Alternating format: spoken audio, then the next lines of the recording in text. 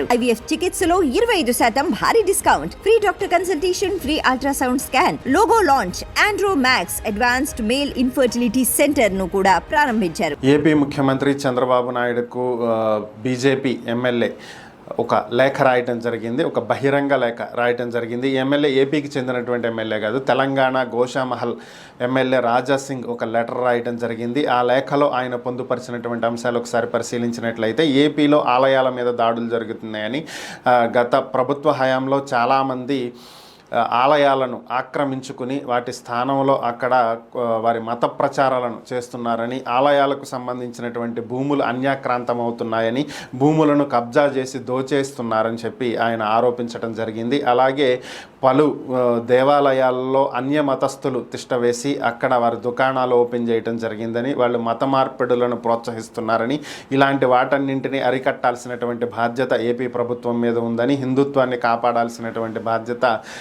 ముఖ్యమంత్రి చంద్రబాబుపై ఉందని చెప్పి ఆయన తెలియజేయటం జరిగింది. అలాగే ఏపీలో వివిధ దేవాలయాల్లో జరుగుతున్నటువంటి అన్యాయాలను, అక్రమాలను వెంటనే అరికట్టాలని, వాటి మీద చర్యలు తీసుకోవాలని, దేవాలయ భూములు అన్యాక్రాంతం కాకుండా కాపాడాలని చెప్పి ఆయన ఒక బహిరంగ లేఖ రాయటం జరిగింది.